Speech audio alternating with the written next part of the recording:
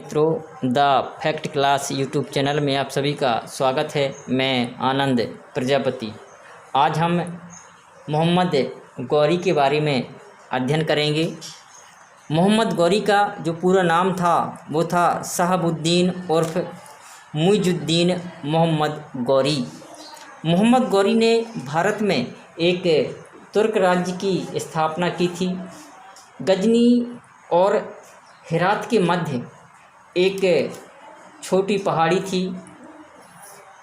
पहले यह छोटी पहाड़ी के पास में एक गौर था और गौर में महमूद गजनबी का कब्जा हुआ करता था और गौर में संसवनी एक वंश था, उसका शासन था वहाँ, वह प्रधान वंश था। मोहम्मद गौरी ने भारत पर अनेक आक्रमण किए, जिसमें उसने प्रथम आक्रमण 1175 ईस्वी में मुल्तान के विरुद्ध किया था। इसके बाद जो दूसरा आक्रमण था वो 1178 ईस्वी में गुजरात पर आक्रमण किया था और वहाँ पर सोलंकी वंश का शासन था। इसी वंश के था जिसका नाम था भीम द्वितीय, इसी को हम मूलराज द्वितीय भी कहते हैं। मोहम्मद गौरी को आबू पर्वत के पास में परास्त कर दिया था। कहा जाता है कि संभवतः यह मोहम्मद गौरी की प्रथम पराजय थी। इसके बाद गौरी ने 1179 से लेकर के 1186 के बीच उसने पंजाब पर अनेक आक्रमण किए और वहाँ पर विजय प्राप्ति भी की। कहा जाता है कि 1179 ईस्वी में पेशावर को जीता। इसके बाद 1185 में सियालकोट को जीता। इसके बाद इतिहास प्रसिद्ध युद्ध 1191 ईस्वी में पृथ्वीराज चौहान और मोहम्मद गौरी के बीच तराइन के मैदान में युद्ध हुआ। तराइन का प्रथम युद्ध हुआ। यह तराइन हरियाणा में स्थित है। इस युद्ध में गौरी बुरी तरह परास्त हुआ और पृथ्वीराज चौहान ने गौरी को छोड़ दिया। यह पृथ्वीराज चौहान की सबसे गलत निर्णय था पृथ्वीराज चौहान का। अगर शायद उसी समय गौरी को पृथ्वीराज चौहान मार देता तो शायद मुस्लिम साम्राज्य की स्थापना ना हो पाती। इसके बाद 1192 ईस्वी में तराइन का द्वितीय युद्ध हुआ। तराइन के मैदान में ही द्वितीय युद्ध हुआ और इस युद्ध में गौरी विजयी हुआ और पृथ्वीराज चौहान इस युद्ध में हार गया और मोहम्मद गौरी ने पृथ्वीराज चौहान की हत्या कर दी। इसके बाद जो इस युद्ध का जो परिणाम था, परिणाम में पृथ्वीराज चौहान की हत्या कर दी गई। इसके बाद जो अगला युद्ध 1194 ईस्वी में एक इतिहास प्रसिद्ध युद्ध हुआ।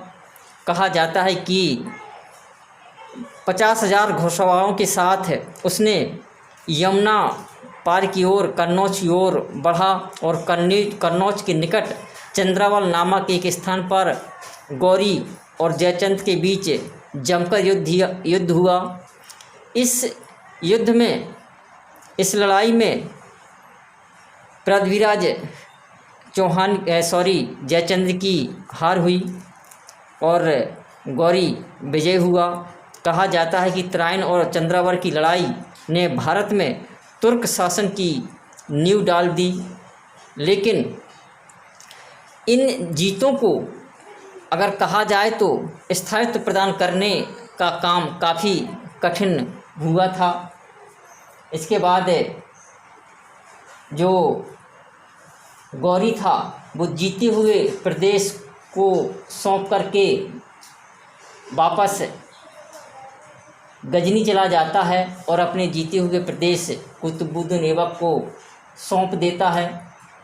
इसके बाद 1205 ईस्वी में पुनः गौरी भारत आता है और इस बार उसका मुकाबला खोखरों से होता है।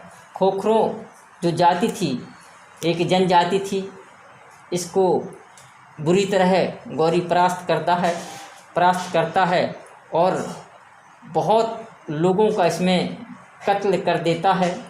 इस विजय के बाद गौरी जब वापस गजनी जाता है तो मार्ग में 13 मार्च 1206 ईस्वी को गौरी की हत्या कर देते हैं। यही खोखर जनजाति गौरी की हत्या कर देते हैं, अपनी हार का बदला लेते हैं और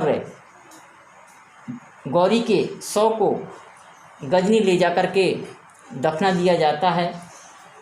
और मृत्यु के बाद गुलाम सरदार कुतुबुद्दीन ऐबक 1206 ईस्वी में गुलाम वंश की स्थापना करता है।